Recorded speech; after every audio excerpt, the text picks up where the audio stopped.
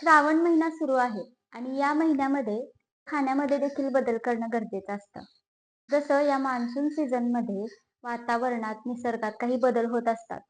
त्याचप्रमाणे आपल्या डायजेस्टिव्ह सिस्टीममध्ये, आपल्या बॉडीमध्ये देखील बदल होत असतात. त्यामुळे जेवणामध्ये काही पदार्थ ॲडजस्ट करावे लागतील. काही पदार्थांचा समावेश आवर्जून करावा लागेल. काही गोष्टी कटाक्षाने टाळल्या पाहिजेत. जेणेकरून तुमची ओव्हरऑल डायजेस्टिव्ह हेल्थ चांगली राहील. त्याचबरोबर श्रावणात जे उपवास केले जातात, ते कसे फायदेशीर आहेत, कोणते पदार्थ खाल्ले पाहिजेत, मान्सूनमध्ये कोणते पदार्थ टाळले पाहिजेत, उपवास करत असताना काही चुका होतात, तर त्या कशा टाळता येतील, तर या सगळ्याबद्दलच आज आपण या व्हिडिओमध्ये बोलणार आहोत. त्यामुळे हा व्हिडिओ शेवटपर्यंत नक्की बघा. तुम्ही जर आमच्या चॅनलवर नवीन असाल, तर आमच्या चॅनलला नक्की सबस्क्राईब करा. जेणेकरून तुम्हाला अशा प्रकारचे हेल्थ संबंधित व्हिडिओ वरचेवर पाहायला मिळतील. तर नारायणी क्लिनिकच्या डिजिटल प्लॅटफॉर्ममध्ये आपलं पुन्हा एकदा स्वागत आहे. मी डॉक्टर प्रियांका सुहास पाटील. श्रावण महिना हा पूर्ण डिवोशन म्हणजे भगवान शंकरांची भक्ती करण्याचा महिना आहे आणि याचे कल्चरल, स्पिरिच्युअल आणि हेल्थ बेनिफिट्स देखील आहेत. या काळामध्ये तुमचं माइंड आणि बॉडी प्युरिफिकेशनचं काम होतं. तर सर्वात आधी आपण जाणून घेऊया मान्सून सीझन मध्ये कोणकोणत्या गोष्टींची काळजी घेतली पाहिजे. मान्सून सीझन मध्ये वातावरणात, निसर्गामध्ये जे बदल होत असतात त्याचा आपल्या डायजेस्टिव्ह सिस्टमवर, इम्युनिटीवर परिणाम होत असतो. त्याचबरोबर या दिवसात सूर्यप्रकाश देखील कमी मिळतो. त्यामुळे व्हिटॅमिन डी ची कमतरता जाणवते. त्याचबरोबर energy level, hormonal health, mental health, immunity हे सर्व काही जे व्हिटॅमिन डी शी आणि सूर्यप्रकाशाशी संबंधित आहे ते सर्व काही अफेक्ट होतं. आपल्या बॉडीला वातावरणाशी ऍडजस्ट करण्यासाठी काही वेळ लागतो आणि त्यासाठीच श्रावणामध्ये उपवास हा एक चांगला उपाय आहे. तर आता हे उपवास करत असताना आहारामध्ये कोणकोणत्या पदार्थाचा समावेश असायला पाहिजे हे आपण बघूया. पहिला आहे सीझनल फ्रूट. यामध्ये सफरचंद आहे, केळी आहेत, डाळिंब आहे. यामध्ये व्हिटॅमिन, मिनरल्स, अँटीऑक्सिडंट्स असतात. त्याचबरोबर सिट्रस फ्रूट म्हणजे संत्री आहे किंवा लिंबू आहे.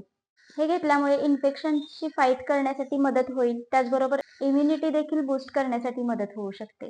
दुसरं आहे रूट व्हेजिटेबल्स म्हणजे बटाटा, रताळ, गाजर, बीट हे तुम्हाला लॉंग टर्म एनर्जी प्रोव्हाइड करतील आणि हे डायजेशन मध्ये देखील मदत करू शकतील. तिसरं आहे होल ग्रेन्स. यामध्ये राजगिरा किंवा शिंगाडा यांचा देखील समावेश करू शकता. हे एनर्जी देखील प्रोव्हाइड करतं आणि इझी टू डायजेस्ट आहे. आता चौथा आहे नट्स अँड सीड्स. यामध्ये बदाम, अक्रोड, त्याचबरोबर भोपळ्याच्या, सूर्यफुलाच्या बिया, जवस यामध्ये प्रोटीन आणि हेल्दी फॅट्स असतात. त्यामुळे हा देखील चांगला स्नॅकिंग ऑप्शन आहे. त्याचबरोबर तीळ आहे. तुमच्या बॉडीला वॉर्म ठेवण्यासाठी मदत होते. त्याचबरोबर तुमची इम्युनिटी देखील बूस्ट करण्यासाठी मदत होते.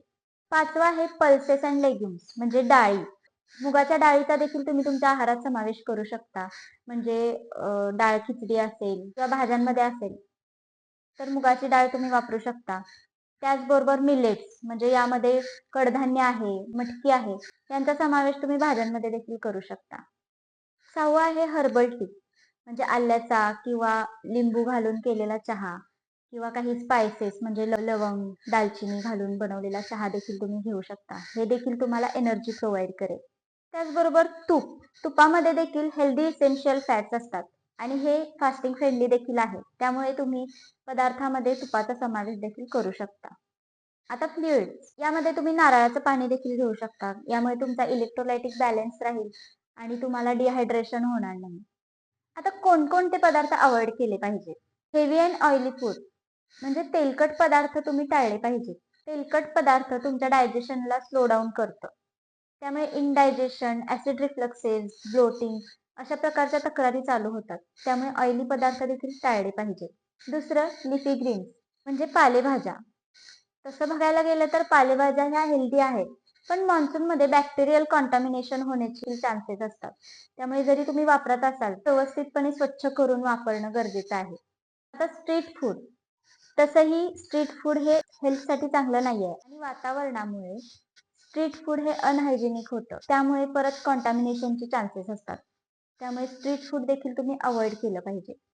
आता फर्मेंटेड फूड म्हणजे आंबवलेले पदार्थ जसं की इडली, डोसा म्हणजे साऊथ इंडियन ज्या डिशेस आहेत, त्या देखील डायजेशनवर अफेक्ट करू शकतात. त्यामुळे मान्सूनमध्ये हे पदार्थ खाणं टाळलं पाहिजे. आता डेअरी प्रॉडक्ट्स म्हणजे दूध किंवा दुधापासून बनवलेले पदार्थ. जनरली हे पदार्थ पचण्यासाठी जड असतात. त्यामुळे या सीझनमध्ये टाळला तरी चालेल. जर तुम्ही दूध घेत असाल, पनीर घेत असाल, तर ते चांगल्या क्वालिटीचं असणं गरजेचं आहे.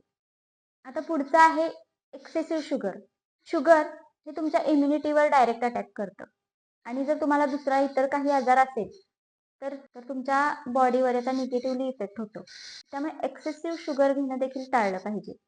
त्याचबरोबर रॉ सॅलड यामध्ये देखील परत पुन्हा पेस्टिसाइड्स किंवा बॅक्टेरियाचे चान्सेस असतात.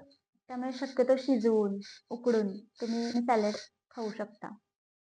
त्याचबरोबर मसाले देखील तुम्ही कमी प्रमाणात वापरायचे आहेत. जे ड्रिंक्स आहेत, कोला किंवा सॉफ्ट ड्रिंक्स आहेत, ते तुमच्या डायजेस्टिव्ह सिस्टीमवर अफेक्ट करतात. त्याचबरोबर त्यामुळे डिहायड्रेशन होण्याचे देखील चान्सेस असतात. त्यामुळे हायड्रेशनसाठी नारळाचं पाणी हा बेस्ट ऑप्शन आहे. श्रावण महिन्यामध्ये जेव्हा आपण भगवान शंकरांची भक्ती करत असतो, उपासना करत असतो, ग्रॅटिट्यूड प्रेझेंट करत असतो, त्याचे स्पिरिच्युअल बेनिफिट्स तर आहेतच, त्याचे मेंटल बेनिफिट्स देखील आहेत. फास्टिंगमध्ये आपण खाण्याचा विचार जास्त करत नाही. त्यामुळे आपला आहार हा हलका असतो.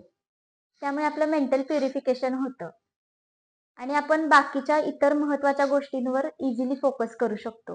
जसं की तुमचं काम आहे, तर ते तुम्ही प्रोडक्टिव्हली करू शकता. तुमच्या कामामध्ये इम्प्रूव्हमेंट होते. बाकीच्या तुमच्या ज्या काही इतर प्रायोरिटीज आहेत, त्यावर तुम्ही इझिली आणि चांगल्या पद्धतीने फोकस करू शकता. आता याचे हेल्थ बेनिफिट्स काय आहेत? Helps to detox your body.